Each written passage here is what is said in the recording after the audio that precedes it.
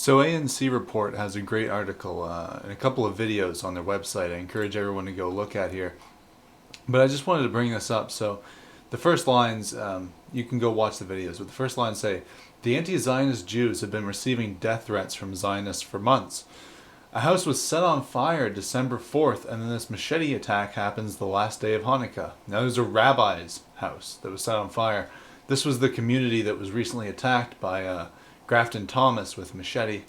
But the more I look into the story, the more I think this is obviously fucking bullshit. All of this is bullshit. And I'm not going to posit an alternative theory. I just want to talk about the weird circumstances of this. So here's an article from the JTA. This is an Israeli publication, a Jewish publication. You're not going to find a single editor on this page that doesn't have echoes around their name if you have a certain add-on installed. A suspect in Monsey Hanukkah attack had journals with references to Hitler. Journals with references to Hitler. Just weird stuff. Officials say they had recovered handwritten journals expressing anti-Semitic views, including references to Adolf Hitler and Nazi culture, and drawings of a Star of David and a swastika. They're trying to say that this guy is anti-Semitic. And they're trying to say that he hated Jews and that's why he did this. But again, weird that he would target an anti-Zionist community if he was just anti-Semitic. I mean, the anti-Zionist movement in the United States, globally really, among Jews is minimal. 95% of Jews support Israel. 95% of Jews are Zionists. What are the chances that the ones that get attacked were not? That they were politically outspoken allies of Palestine? What are the chances? What are the statistical odds that would be the case? Especially when this happens very, very closely to a time when one of the rabbis had his house set on fire. Doesn't that seem... I mean, that is suspicious. But on top of that, now you have this Jignat Telegraph talking about how this guy was a big fan of Adolf Hitler. Just weird. And when you look into his history, he was only arrested twice, and he was not convicted either time. So this guy doesn't actually have a record. But he was arrested for punching a police horse. Who the fuck punches a horse? Who does that? That's not like a malicious thing that you do. That's something a crazy person does, is it not? That's something a mentally ill person or mentally unstable person does. This guy is 37 years old and lives with his mother. Grafton Thomas is 37 years old and lives with his mommy. Does that not indicate some sort of mental deficiency to you? Of course, yeah, he's clearly messed up. And what's weird is this. This is from Express Informer. It says he'd been arrested twice. Oh, the other one was, menacing and reckless endangerment, which are not really malicious charges. I mean, the menacing perhaps, but reckless endangerment just implies negligence. But this is the part I wanted to read. The suspect's family said he had no history of similar violent acts and had no prior convictions. They said they directed Thomas's new attorney, Michael Sussman, to seek a mental health evaluation for Grafton. He has no known history of antisemitism and was raised in a home which embraced and respected all religions and races. He is not a member of any hate group. Now, I have to admit, this guy looks homeless, does he not? He looks unkept. He looks dirty. He looks, like he's like they've just picked him off the street. But he doesn't look menacing to me. And what's weird, I think I closed it, but there was an article which stated that witnesses said he didn't say anything before he launched the attack. He just pulled out the blade and started stabbing people. Again, isn't that a little bit strange? There's no indication, there was no prep. He just all of a sudden did this. I'm not going full on MK Ultra here, but fucking weird, is it not? He was a loving man with a lot of creativity. Talene Collins said, family friend said. Grafton has always been a loving man towards me. He calls me auntie sometimes. He's just a loving person. I've never seen anything violent. The suspect is not a terrorist, United Methodist Church pastor Wendy Page said, adding she's known Thomas for the past 10 years. He's not a violent person.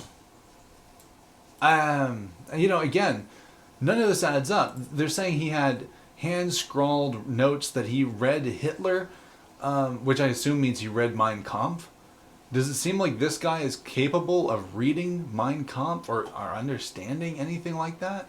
Does it seem like that's a plausible explanation, especially when he has no history? Like he just stumbled upon this book, and they said that he. I don't want to read from this article too much, but they said that he had recently searched online for phrases like "Why did Hitler hate the Jews?" Well, if he's reading anything that Hitler wrote, why does he have to Google it? And German Jewish temples near me. I mean, this is just like obvious shit that you would plant in someone's search history if you were going to frame them, is it not? I'm not saying he was framed, but it's weirdly blunt, right? But yeah, it's just weird. Oh, here it is. I apologize. Yeah, he took out his knife from a holder and just started hitting people back and forth. He didn't say anything. He screamed after me when I came out here. He screamed after me, "Hey you, I'll get you." That's about it. Weird. No, he's not even screaming anti-Semitic remarks as he's doing this. He's not even screaming anything like indicative of his reasons. And I pull this article up too because this reminds me. Stryker and Mr. Duke talked about this on Duke's show a while back. The clip has been removed from YouTube multiple times.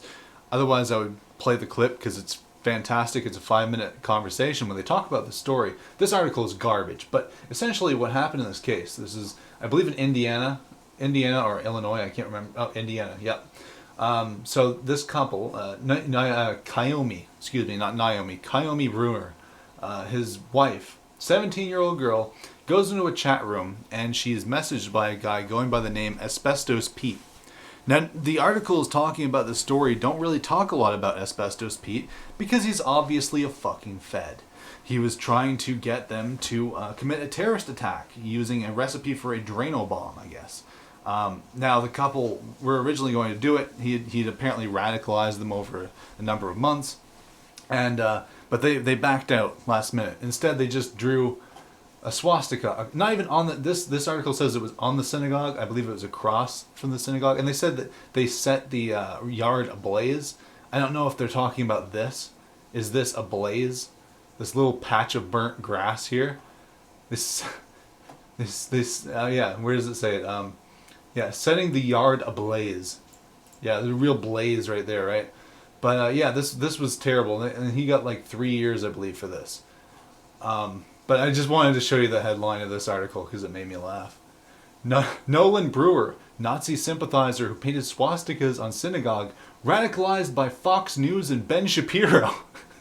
I mean, it's not even a fucking meme anymore. It's a legal defense. I was radicalized by Ben Shapiro. Holy shit. But yeah, it's just fantastic. But the thing is, in the conversation, what struck me is that Stryker mentioned that she had expressed that she was abused as a child, and people who are abused, especially young girls who are abused as children, tend to be very susceptible to peer pressure. You can easily manipulate them. People with certain mental disorders are easy to manipulate. So I look at this guy, Grafton Thomas, and how unkept he is, how, you just see, look at his eyes. Do they look like crazy eyes? He doesn't have a Dylan Roof face, does he? He doesn't look like Frederick Scott or Corey Al Muhammad. He looks like he's just like tired of life. And he looks dirty, and he's living with his mom at 37. And his only prior arrests, not even convictions, but arrests, are on weird things like punching a horse. And he's accused of having these weird anti-Semitic motivations for doing this, despite his family saying he had no prior history of violence or anti-Semitism or racialism of any kind. I don't fucking believe it. And I'm not going to posit any theories as to what actually happened or what this is, because I think you can make up your own mind. You don't need me to tell you. But I think that it's just important that we spread the word that this is bullshit. That the reason why you see so many Jewish people on Twitter talking about how this is a sign that we need to clamp down on white supremacy, this is all a fucking setup. That's why they don't give a shit about the race of the person doing it. I originally, was saying, hey, they're doing this because they hate us. They hate us for historical reasons. But I really think it was just because from the very get-go, there was a plan to use this as another way to beat us over the head. And they probably went looking for a white guy that they could get to goad into doing this, couldn't find one, and settled for a black guy. But they're not going to change their narrative. They're not going to change what they're going to say initially. No, fuck it. Fuck it. Why bother? Why bother? Just full steam ahead with the anti-white narrative, right? So this is what's happening. This is what these people are doing. Please spread the word. We need to show that, Epstein didn't kill himself, but whoever did is probably the same kind of person responsible for this.